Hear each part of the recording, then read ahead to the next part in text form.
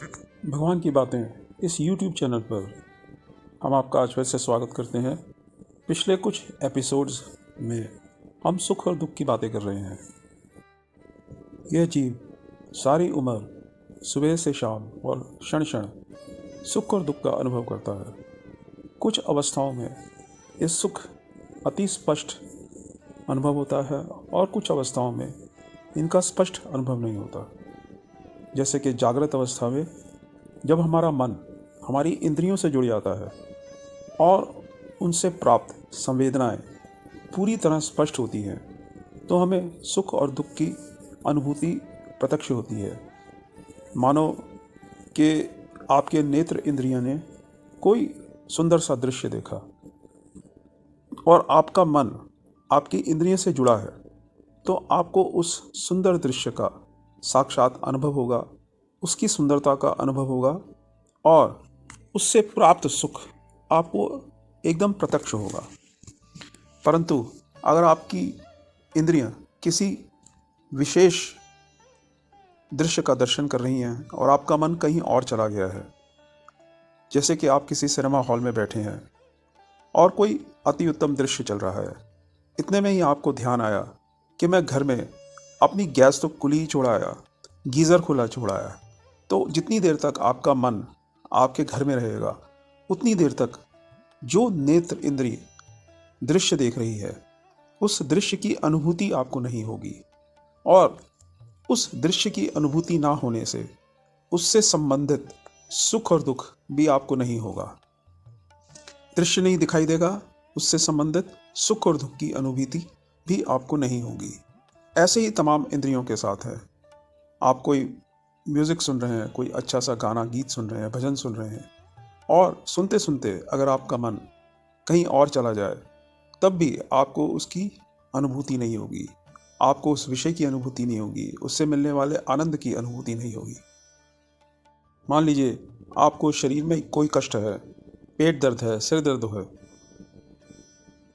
उसी समय आपका भाई आके आपको बोलता है कि भाई आपकी तो 10 करोड़ की लॉटरी निकल गई है।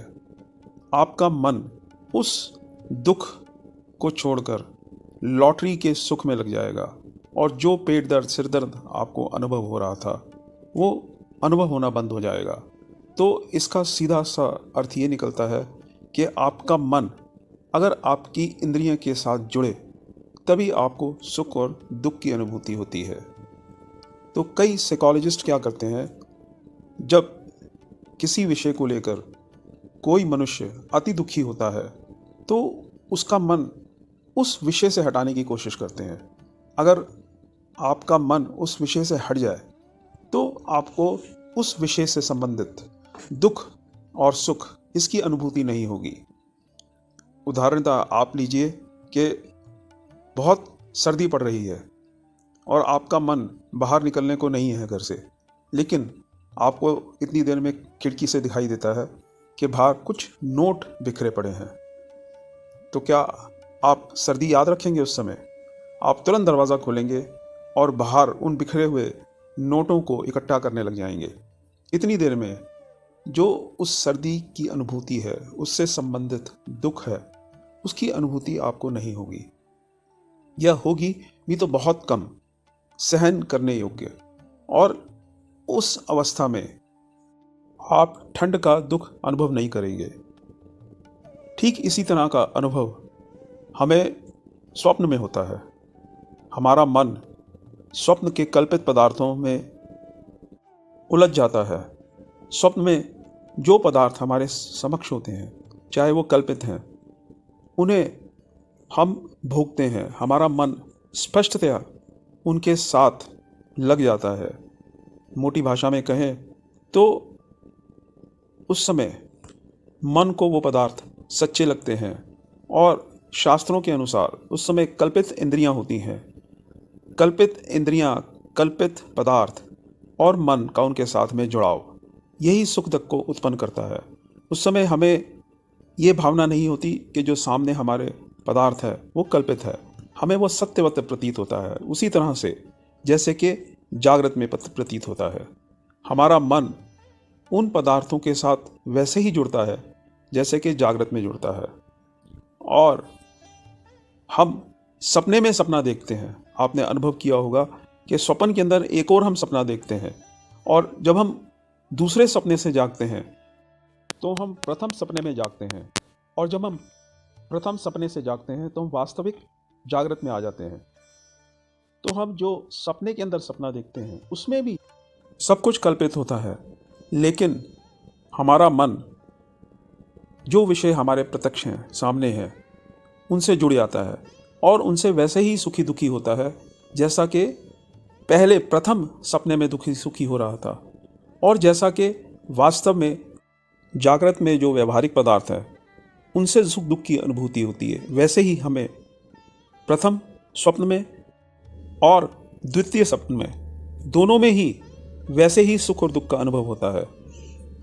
ये बात तो आप मानेंगे ही कि शेख चिल्ली की तरह से जब हम कोई जागृत में स्वप्न बुनने लगते हैं, हमारी लॉटरी निकल आई, हमें किसी रिश्तेदार ने करोड़ों का धन दे दिया, कहीं से हमें गड़ा हुआ खजाना मिल गया, जब हम शेख चिल्ली की तरह जागृत में इस तरह से सोचने लगते हैं तो हमें प्रत्यक्षतः पता होता है कि जिस पदार्थ का हम चिंतन कर रहे हैं वो वास्तविक नहीं है, वो हमारे मन का ही एक वहम है, एक मन की ही सृष्टि है।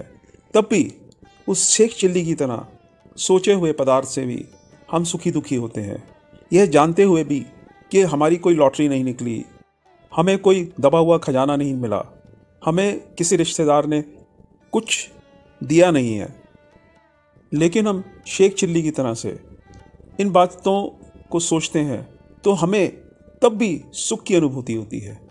और अगर हम ऐसे ही सोच लें कि हमारा कोई दुश्मन है और हमें हानि पहुंचाने की कोशिश कर रहा है तो हम दुखी हो जाते हैं वास्तव में, जबकि उस समय हमें अच्छी तरह से पता है कि कोई दुश्मन हमें हानि पहुंचा नहीं रहा है, लेकिन ख्यालों में ही हम सुखी और दुखी हो जाते हैं।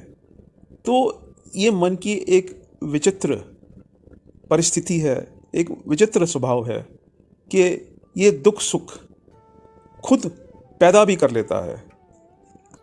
ये वास्तविक पदार्थों से तो सुखी दुखी होता ही है, कल्पित पदार्थ भी इसे सुखी दुखी करते हैं। सुख और दुख से संबंधित इन कुछ छोटी छोटी बातों से हम आपके मन में एक नया विचार उत्पन्न करना चाह रहे थे। आशा है आप अगर इस तरफ कुछ सोचेंगे तो आप कई सारे अपने सुख और दुख जो कि हमें पता लगेगा कि हमारे ही द्वारा कल्पित हैं, उन्हें आप थोड़ा मिटिगेट करने में, कम करने में सक्षम हो जाएंगे। आज हम इन्हीं बातों से अपनी वाणी को विराम देते हैं। अगले किसी एपिसोड में आपके समक्ष फिर उपस्थित होंगे कुछ नई बातों को लेके। तब तक के लिए नमो नारायण।